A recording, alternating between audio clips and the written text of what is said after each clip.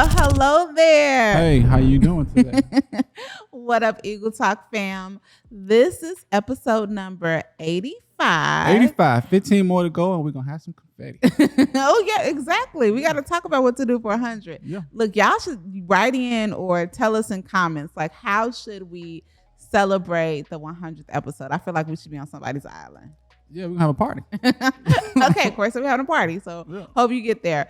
But y'all, we are at episode 85, We are. and we're just excited to be here as always. And today we are going to talk about a subject that many entrepreneurs kind of feel overwhelmed with, which is that holiday hangover, having running your business during the holiday season. Yeah, kind of avoiding the blues of the holiday season and trying to figure out how you're going to navigate it all. How you going to navigate it, because your friends that work regular jobs sometimes don't understand. Yeah. But before we do that, let's check in. I feel like it's been a while since we've had a check-in, babe. So what's been going on with you? Man, honestly, I'm still on a high from a mastermind I attended in North Carolina by the great, wonderful Mr. Joseph Cooley High. That's an amazing name. It is. But just, I learned a lot, man. Great fellowship. Very spiritual. And I'm still in that zone. That's all I can really tell you. No, I love that. The funny thing is, a few weeks ago when you were attending that mastermind, I was actually attending the women's conference at our church, which also was just really powerful. And I just remember, and I swear to y'all, I'm not gonna cry right now, but I remember at one point I was sitting having my own experience, and you texted me about something that you were experiencing, and I was like, look, one thing you can't tell me is about Jesus. Yeah, okay. Yeah. Being in sync. And the way he organized that, because there was a time, what a time we had. When the time years last ago, night, right. Years ago, where like neither one of us would have been in anybody's mastermind or experiencing Christ in that way. So I'm just grateful. I'm glad you are, and I am too. Really grateful. Yeah. Now, one thing too that we're grateful for is, after ebb and flow in years, I think that we are starting to get the hang of this entrepreneurial thing during the holidays. Yeah. I know many of you can probably attest that sometimes that period that we're in right now, after Thanksgiving till Christmas to New Year's, for a lot of people, it's a fog. Yeah. And a lot of folks, a lot of times entrepreneurs, what we find is that they kind of check out, because, the thought process is, okay, if I haven't hit it by now, I'm not going to hit it. So I'm just going to fall back. And actually, next week, we're going to talk about just really how we are approaching our intentions. I'm not calling them goals, but we're going to talk about our intentions for 2023 next week. So you want to be sure to talk about that. But tell me, like, how has that looked for you in the past, Corey? Like, this little time between Thanksgiving and Christmas, and not being intentional about it. How has it affected your business previously? Well, the funny thing is, I was thinking about this over the weekend, that I realized this time of year, a lot of people kind of reflect and having their subconscious on either what they don't want to do, don't feel like doing, haven't accomplished, and it's a whole lot of just negative energy around what didn't happen this year, right? And I've kind of switched my thinking to, first of all, the year's not over. Yep. Second of all, if the don'ts are a problem for you right now, then you need to go extra hard at what can be done. Yep. And whether it's, I'm searching for an accountability partner right now. We've been talking about that a lot. But I'm also getting back into really writing stuff down and getting it done. Right? It's cool to write it down and it didn't happen, and maybe it'll happen in the next couple of days or months, whatever. But no, this is what I wrote down, and this is what I want to get done, especially in business right now. So that's just kind of where I am in this time of year. Yeah. And before we start this podcast, y'all, Corey and I just really sat down and we just really thought about, some practical things that we have learned. Yeah. And the way that we are approaching the next, 6 to 7 weeks, not just within our personal businesses, but, with the people that we are lucky to be in business with our different things. And so in general, we came up with just 10 suggestions, right, on just the way that we're going to be moving over the next couple weeks. And if it's any benefit to you, we just definitely want to help out our other entrepreneur friends. Yeah. So the first thing, and I'll make sure before I even say these things, I think you guys can maybe take out a pen and a pad and write them down. Yeah. And we'll put them in the show notes. Okay. That's fine. So the first thing that I'll tell you guys is to be realistic. Don't think in these next 6-7 weeks that's coming up, you're going to do something that you haven't done in the last 6 months. I don't. Or you're gonna make a complete change. Yeah, right? Yeah. I don't think it's gonna happen like that. I think that you kind of have to be realistic and intentional on what you want to happen, and if it doesn't happen, that's okay. But just keep it top of mind, and hopefully you hit it the first quarter. Yeah, and what really can you get accomplished? So a thing for realistic to me would be, at this point, I probably won't sell 100 houses from now to Christmas, right? However, can I realistically say, okay, for 1 hour before we do our holiday activities, can I lead generate? Yeah, I'm about to say, yeah. Can you get more leads setting up first quarter? Exactly. So what can I do? Mm-hmm. And I think that, with Christmas things coming up and activities at the kids' school and out-of-town guests, for a lot of us, it is not really, if you try to hold yourself to the same standard that you would on April 3rd when you don't have as many distractions, you're going to feel frustrated, you're going to be grumpy, you're going to be overwhelmed, and you're not going to be any good to anybody. Yeah, you're going to be unproductive. And unproductive. Yeah. So taking a realistic view of your schedule and just saying, okay, what can I accomplish? Yeah. Which brings us to point number 2. Point number 2 is to establish your non-negotiables. I think for everyone, there should be some things that just has to get done. Yeah. It doesn't matter what's going on. It don't matter if you're sleepy. It don't matter if you're out of town. Those are just going to have to get done. And it can be I get very small. And for me, it was yesterday getting my nails done. Right. I used to get my nails done once a week. I hadn't got my nails done in over a year. So that was a non-negotiable that I said I'm going to start back. It has nothing to do with business. Totally self-care. But it can do with how you show up in business. Absolutely. Right? Yeah. So stuff like that, from the small to the big, I think if it's on your non-negotiable list, make sure you attack it and you execute. Yeah. And I love that you said it could be business or not business, because I think, like, for me, in our house, like, a non-negotiable for our family during the holidays is like, Cameron gonna make that gingerbread house. I don't care how old he is. We are going to have that family memory. We are going to take that picture and we're going to make that gingerbread house. And then here's another one, though. A non-negotiable could be, you know what? I am going to make it non-negotiable. Maybe I'm not going to spend an hour lead attracting, but can I send 5 texts a day? Can I send 5 note cards a week?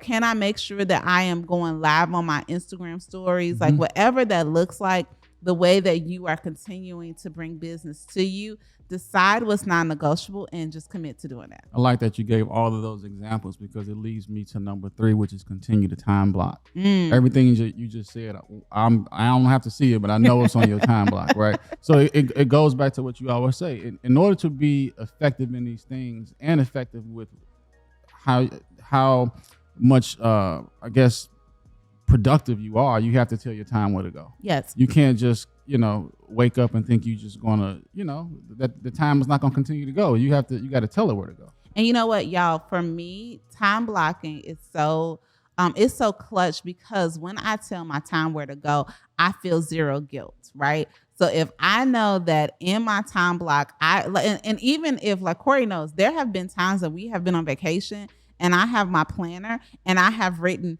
vacation, layout with Bay.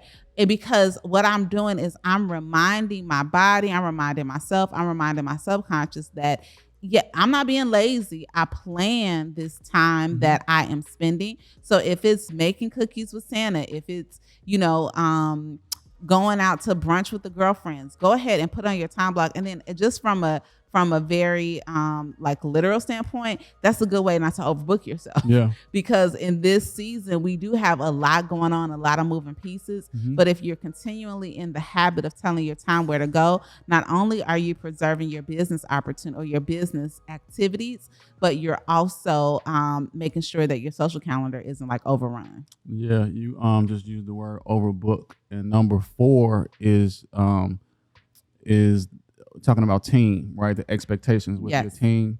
I'm overbooked for Wednesday. my team meeting is at 10 a.m. on Wednesday. This Wednesday, I'm getting a haircut at 10 a.m. But guess what? My AirPods are going to be in, and I'm going to be on FaceTime with my team meeting. You know what I mean? So it is what it is. It's been crazy this week, but I'm going to get it done. But the number 4 is setting realistic expectations with your team. Yes. So setting realistic expectations of what you expect for your team. And when you're in a large corporation, I think that they do a really good job, most of them, not all, of really saying, okay, what is your time on? What is your time off? But when you are a small business and you're operating with, just a few people, they're might be remote or whatever, it can get a little muddy. And if you don't establish that. So within your team, are you expecting them to be on, do they get any off time? Right. What are the boundaries in terms of what times you're communicating and things like that? Like if you have a standard Monday meeting, does that apply to the day after Christmas? Does that apply to the day after New Year's? So really having those clear expectations up front will not only will it help you to not be frustrated with your team, but it shows that you are leading them in a way where you are also respectful of their time. Yeah, good stuff. I'm thinking number 5 is honoring their time, which is what you're saying, right? It's funny because I'm gonna go back to the mastermind that I continue, just can't get out of my mind. When we first started, everybody did an introductory of who you are, what you do, whatever. So most of the guys in there were married, 2, 3, 4, 5 kids, running a company. One guy ran a $180 billion company. He was married for 33 years with 3 grown adult kids, right? So we got to one gentleman and he stood up and he was like, yeah, my name is whatever. I'm 25 years old, just graduated from Louisville, Kentucky. I work for whatever on my second year. I have no wife, no kids. And everybody like, oh man, you got plenty of time to do everything. So just honoring their time. And not that he's not working. But it may look different. Absolutely. And I love that you say that because... okay, I think that sometimes people get it messed up because someone's life does not look like yours. Then you may not honor exactly what they have going on because it looks differently. So if you reach out to your teammate or someone who's working for you, and this is truly their time off that y'all have established because you followed the previous suggestion that we got. Don't get upset if they tell you that they riding around looking at Christmas lights. So you like, are you 47 with no kids? It doesn't matter. Like if that's a part of their routine, you respect their time. And so I think that there definitely should be boundaries in place, but especially boundaries in place when you have people who are working for you during the holiday time. Number 6 is probably the hardest one for me. And that's me too. If you can be off, be off. Be off. That's hard because we always on, right? But I think that this time of year, you need to be intentional about spending as much time as you can with your family. Yeah. How can I put it? We experienced that last December, right? And as we always talk about it and reflect on it, we were grateful for bringing your mother here in August and then going to the wedding and, you know what I'm saying? Just stuff that we made sure that we showed up for. Because it's easy to say, I'm not going to do this or I'm not going to go there. So I think definitely around this time of year, time block it. Yes. Put it on your schedule to spend as much time with your family as you can. And y'all, we can take that in so many different directions, right? So in that, if you are off, be off. So what days are you just unavailable to the clients, right? Like I love you, I promise I do. But if I coach you for real estate, if we are buying or selling your house, don't Christmas Eve, unless you calling me to show me your Christmas pajamas. We're not going to talk about business because I want to be fully present with my family. But here's the next thing too. Don't be afraid to get off social media. You know what I'm saying? Don't be afraid to get off social media for a couple days so that you can truly spend time with the people that God has gifted you with. I was at a training a couple of months ago. Remember when I spoke at the Workers Worship event? And I think it was John Acuff that said, you can either experience a moment or you can document it, but you can't do both. So, and I know what it's like, especially like if you're selling a product or you're launching or whatever, we feel like we have to be tied to our phones. But we are really working on, having some boundaries around our social media consumption, especially during the holidays. And I know, like, we want to record the Christmas parties and what everybody got and all that, but don't be afraid to just really fall back and spend time with those people who really in your house, that you love. Yeah. The next one, I'm gonna let you take it because I don't do it, so I don't want to sit here in front. Automate your posting emails. I know you do that. You do it well. So tell the people what that looks like. Corey, you do it too. And this is what we mean. So I just said, if you can be off, be off. But let's just be honest. Sometimes we do need things to work on our businesses. And there are tools that we can use to automate things. Okay. So for instance, for Eagle Talk, we have gotten into the habit this year of batch recording podcasts. So during the month of December, we don't have to be worried about, how are we going to organize our schedule? How, we don't have to bring in our producer or Kim, who's our operations person. We want to value the time they have with their families. But at the end of the day, though, we have a commitment to this podcast to produce it every single week. But so in order to do that, in order to automate it, we have had to do some work on the front end to make sure that we have planned, that we have produced, that we have done all the episodes. So now in December, we just put them all into the little tool, which the people know. Like, don't ask me, y'all, because I don't know. Reach out to Glennis and Kim. But now it's going to happen automatically. In the same way with social media posts, do you have tools like Planoly? Instagram and Facebook will allow you to schedule posts. You can automate your email if you have an email service provider. I'm not waiting until Christmas Eve to write an email to my clients to say Merry Christmas.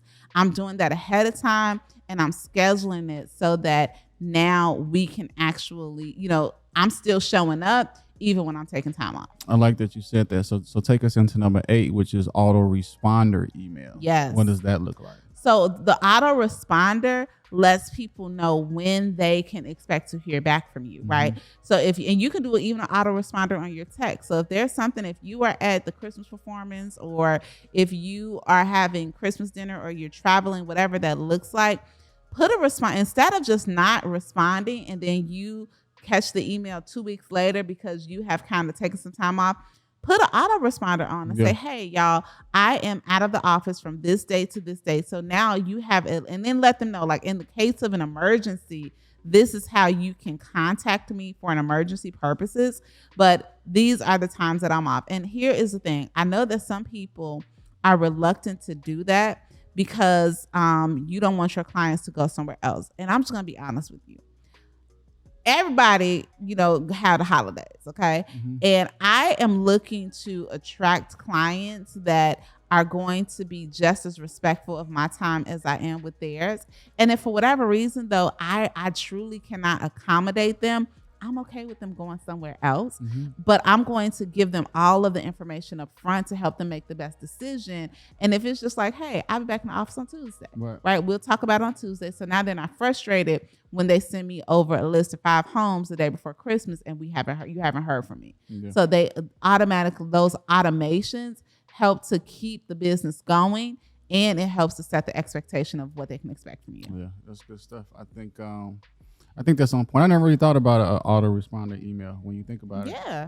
You don't use autoresponder? No, I just hit everybody back. I have failed you as a wife. Yeah, I mean, it is what it is. I'm just used to hitting people back. I don't not respond, but I will hit you back. And I'll say this, I don't use autoresponder all the time, right? But like, I'll give you a great example. In April, when I took the month, quote unquote, off, because I was grieving and I just had zero capacity. I had an autoresponder that just said, I'm out of the office until further notice. If you have anything pressing, feel free to reach Stephanie. Okay. And then that way I gave insight like, hey, I'm not in the office. Yeah. And then the few people that really needed to contact me, Stephanie let them know. And I let the people know ahead of time, like, hey, this is what I need. This is what I'm doing for myself. And, anyone who just sent me a random email, they had a resource to go to. But I gave them the heads up on where I wasn't. And it's not something that I use every day. I'm not giving auto-responding every email, but in times where I need to step away, absolutely. I think also being in the service industry, people appreciate that. Yeah, you appreciate it. You as opposed to like, I remember, even if it's your hairstylist, like I remember looking at this girl, I was gonna use her to do my my hands, like do my nails, and I looked on her Instagram. And she had on the Instagram, I'm on vacation from this day to this day. Like that was in the bio of her email, or not her email, in the bio of her Instagram post. And it was a short amount. It was like 3 days, but I appreciated that as opposed to me going to reach out to her and I haven't heard back, and now I'm salty. Yeah, good stuff. Number 9 is really important. If you go back to the Johnny Collins episode, he talked about the importance of networking. Yes. And number 9 is networking, connecting. And a recent one that I can think about when I was out of town, I met a guy, Jonathan Silas is his name, and he is only 5. He's the number 5 African American broker in his area in Virginia. The crazy part about real estate broker. Okay. He used to be a wholesaler. So when I met him, his brokerage was 9 days old, and he only had 5. Not only he has 5 realtors partners that are with him. And when he found out I was a wholesaler, he was like, "Look, man, I still have a lot of connects, a lot of buyers, still get a lot of leads, but I'm focusing on this. But maybe we can kind of partner. I can kind of bounce past you some of that business." That's the power of networking, right? Yes. That breaks me into a whole nother area, but it's almost, what do you call it, like a warm lead. Yes. Right. I'm not trying to figure it out or convert the lead. It's already there from his book of business that's already established because he's focusing on X. Yeah. So when I get it, if I wasn't having a conversation with him, then I wouldn't have that opportunity. And you know what? I absolutely love this one because during the holidays, y'all, this is definitely like everybody having a party. You know, the mall is packed. People are inviting you to stuff. As business owners, right? I don't care what business you have. I don't care if you're doing hair.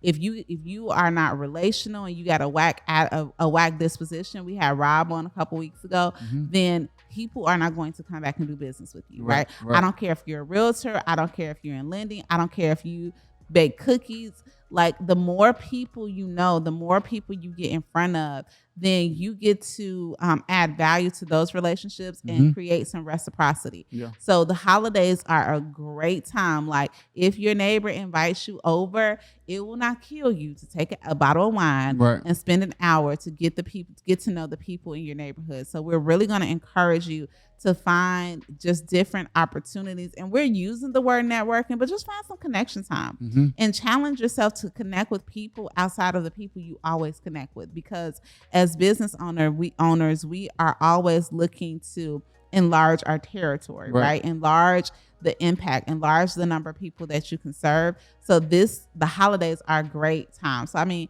hit us up in the inbox. If it's something that me and Corey can make, we'll try to come through.